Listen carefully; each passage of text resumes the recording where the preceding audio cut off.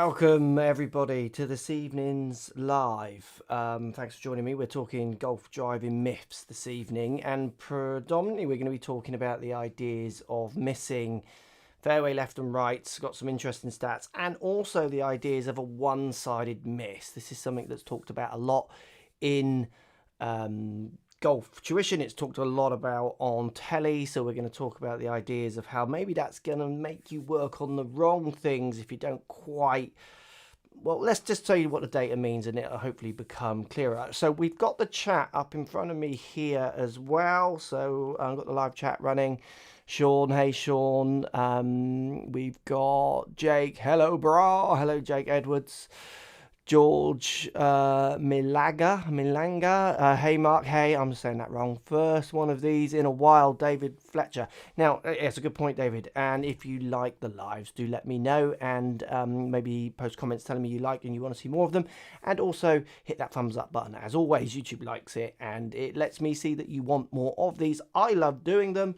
They just take quite a lot of effort, and it's all self-produced, which sometimes makes them a little tough. So let's get straight into the subject. So we're talking about one-sided misses. You're going to see commentators talk quite often about the ideas of having a one-sided miss. So good players tend to work on always having a miss that goes onto one side of the hole, or then they relate that to one shape of shot, which we'll talk about.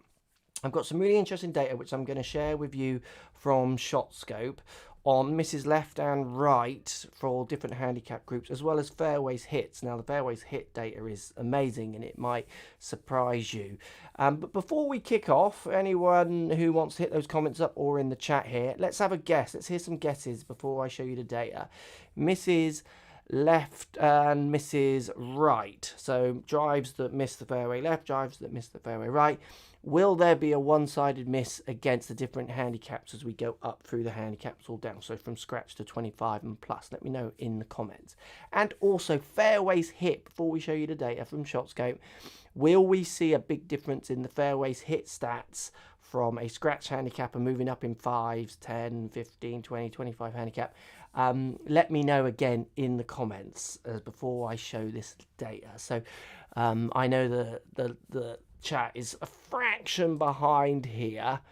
I want to see Mark Naylor G called. Yes, they're talking about my guitars in the background. 50-50, someone saying there. Most miss right, Paul P. Higher handicaps, more misses to the right. More right misses for higher handicaps. Left for lower handicaps. So yeah, great. Comments are coming in, and if you're watching this on playback, maybe you could post your comments down below as well. Right, let's go into the first slide here. So this is misses to the left.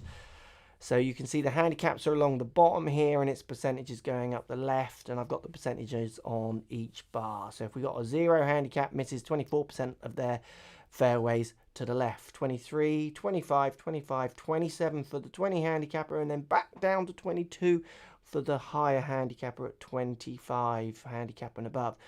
So really we're ranging from kind of 22% to 27, and very much averaging out there 24s, 25s, isn't it? So that stat to me there instantly shows, so that was misses to the left, how even I would read that. When I look at that stat, I think how even that looks across all the handicap players. Now, what's interesting as we go on from these stats, when you look at PGA Tour stats, when I speak with Lou Stagner, who I work with on the Hack It Out Golf podcast, and Scott Volskett, who we did season 1, the Hack It Out Golf podcast. If you haven't checked that out, check it out on your favourite podcasting site. They talk about how the PGA Tour stats actually very closely reflect these amateur stats as well, and I'll show you those patterns as we go. So let's look now at misses to the right. So misses to the right, 26% to the right for a scratch handicapper, 25, mine's a bit clearer here, 20, 26, 26, 25, 28, 28, and then up to 32. So we do see a slight pattern now where we see the 25 handicappers tending to miss a little bit more to the right than they did to the left. So they went from 22 left to 32 right. But you take the medium bracket golfers, so a 20 handicapper, is 27% left and 28% right. And then if you go to a 10 handicapper, it's 25% left and 25% right. So what we're seeing is a pattern of left and right misses from all handicap golfers from scratch up to higher, having a very similar pattern until we get around that 25 handicappers where we see a bit more of a percentage to the right. So actually the players who have the more one-way miss, according to those stats, is actually the worst players. Not, as often the commentators will suggest, that the better players have that one-way miss. Now, if you think about hitting your tee shots, when it comes to hitting your drives and hitting better tee shots and trying to play your best golf, if you are trying to work on parts of the game that simply are not true, you're going to only be very, very disappointed.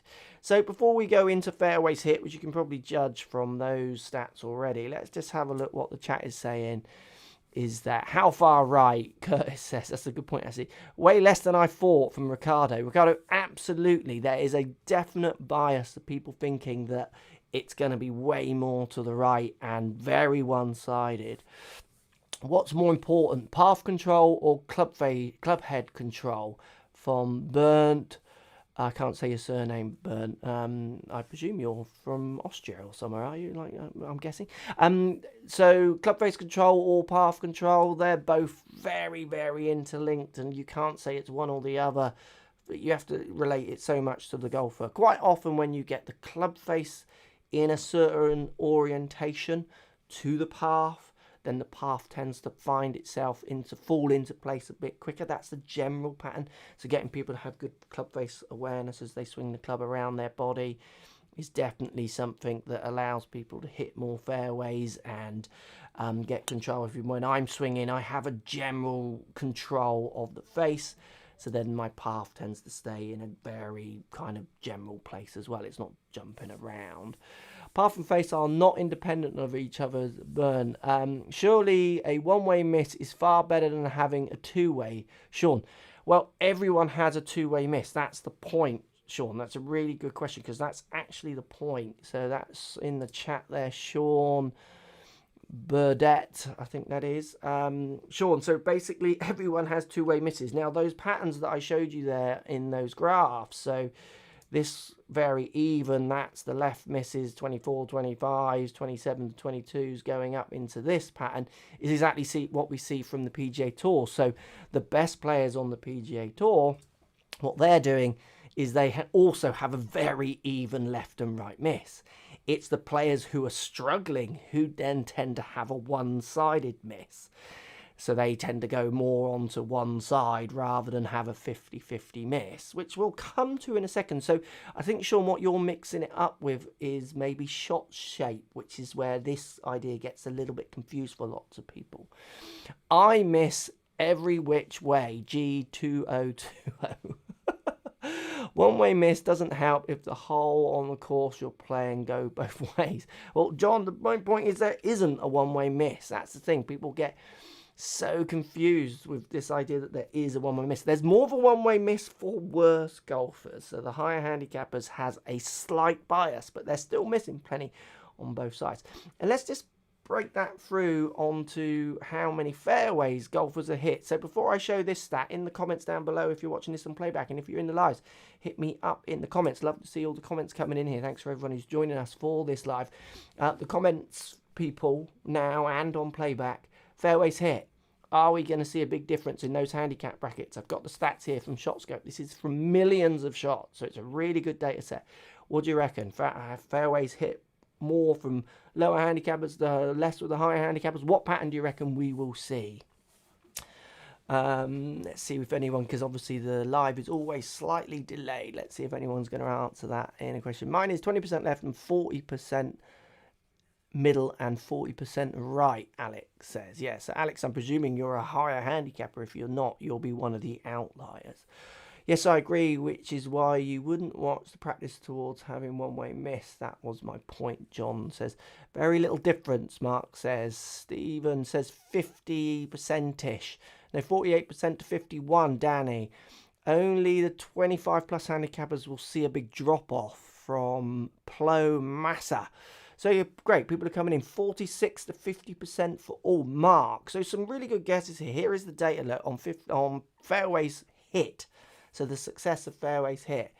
And I think what's really interesting with this number is if you look at that, just let that resonate for a second. It's 50, 51, 50, 47, 45, 46. So we see a slight tail off in the 15, 20 and 25 handicappers, but it's a difference of 5% from the 51% down to the 46% of the 25 handicappers. It's minuscule if you think about what that actually means per round in 18 holes. What is that? My maths is rubbish. Maybe someone can do it in the comments for me. You know, what is that in actual real fairways hit when it's only 5%? Is that something like 1.5 fairways per round that's different? So yeah, apps fairways hit 50%, Keith, with lots of these emojis. Brilliant.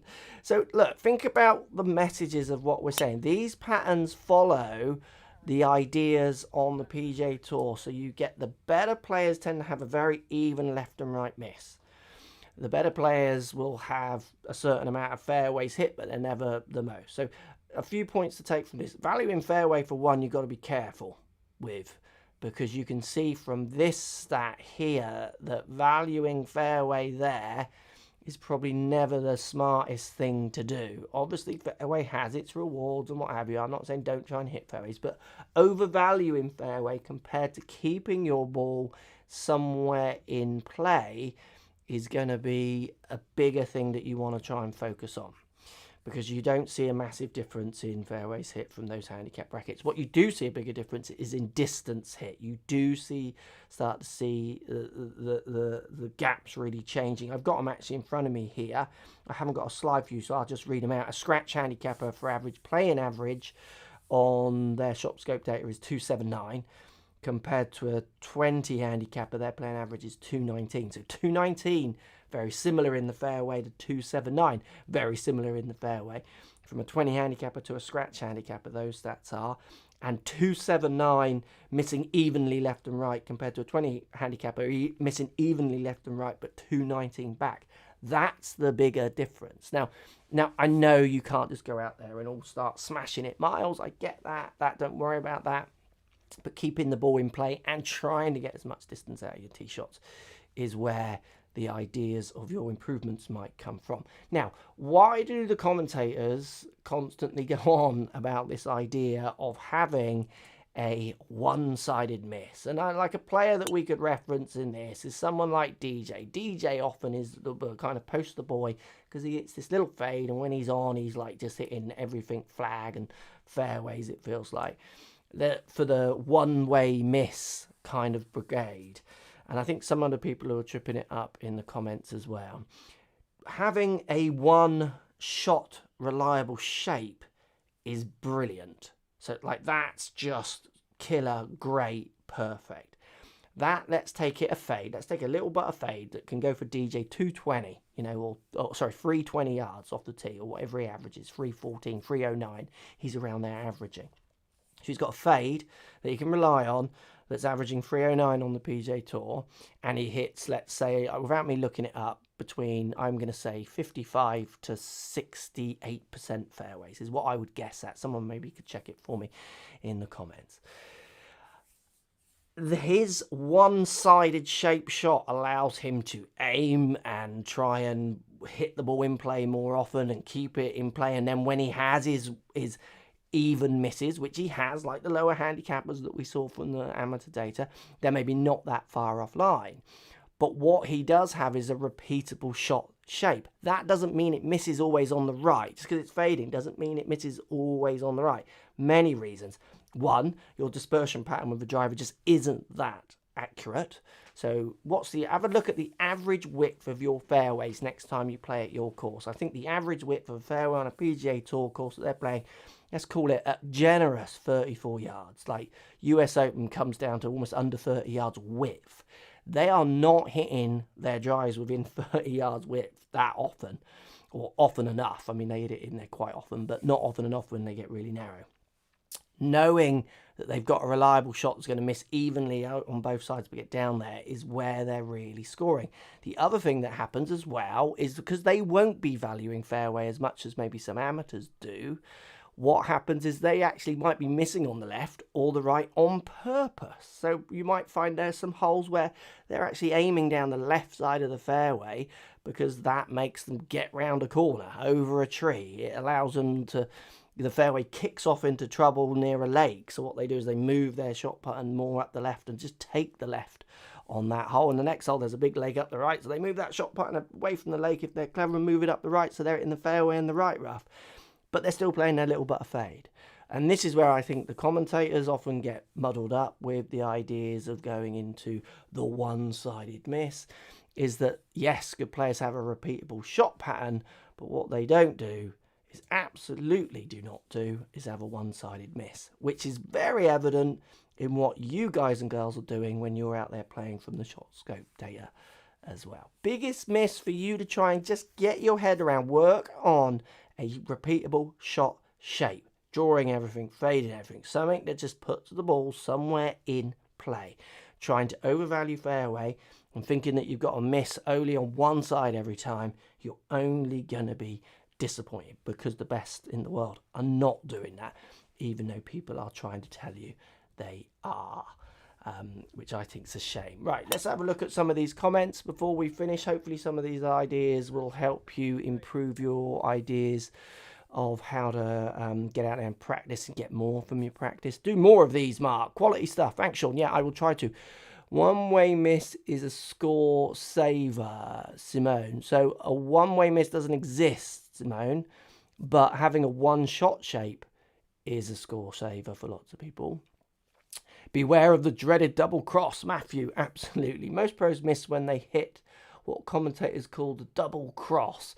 Well, David Fletcher, they definitely do call it that, and I see lots of people call it that. To be fair, what most tour pros do when they miss is they slightly misstrike it like we all do, and then their shot shape reverses. So, for instance, going for a little fade, catch it out the toe and it stays straight or slightly draws. That goes in the left side rough. That's not because they've double crossed. That'll be more often than not gear effect.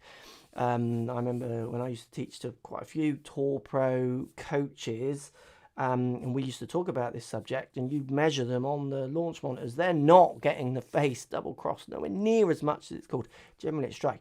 I remember standing on the back of 17th tee when Jason Day came through. First tee shot, hits his tee shot, everyone's going woo and clapping, and it's just a toey hook. You see it just go and like dip toey left. He like puts his hand up for another ball from the caddy, and everyone thinks, oh, it was like not that bad a drive. And I could hear and see from the ball flight that it was just a massive toey draw. That missed on the left on his practice round, not because he double crossed, not because he overshaped it by face the path. He just mishit it. Remember, the speeds they're going at, when they're getting those strikes, not where you want them all the time, they're going to see some deviation. They're going to be finding it hard to hit that fairway and keep it on the planet.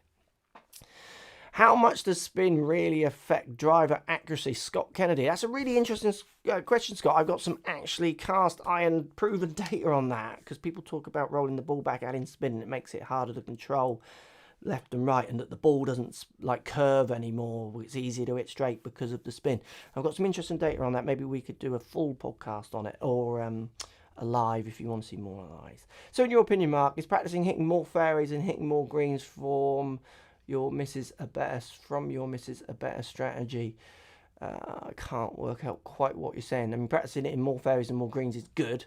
Practicing hitting the ball in play and then more greens is even better. Practicing hitting it further is better. But also understanding where your miss is and understanding that you will miss. So you need to work that into where you're aiming. So when you do miss, you might even catch a bit of the green. So you miss your target, but you still catch a bit of the green because of where you're aiming. Or you catch a part of the missed area that allows you to keep scoring. You don't hit a drop off, which then you just compacts the error of you dumping it in a bunker, and then you can't get it out, and then you fin it over. Do you see what I mean? It's all those compacting the errors that really hurt people. So double cross is a fancy commentary jargon, David. No, it's not. I mean, people do hit double crosses. They're just nowhere near as common as people say. Because the thing is the commentator sat maybe in a booth nowhere near the players. You remember the people on the mics, they're not generally stood even. I mean, they can get quite close on the course, but they're not the ones always commentating on each shot either. They're more, how's it lying? Oh, it's lying like this, and then wins off the right. They have to say something when that ball misses left, and they tend to get, in my opinion, a little bit lazy, and where the double cross is kind of where they end up going.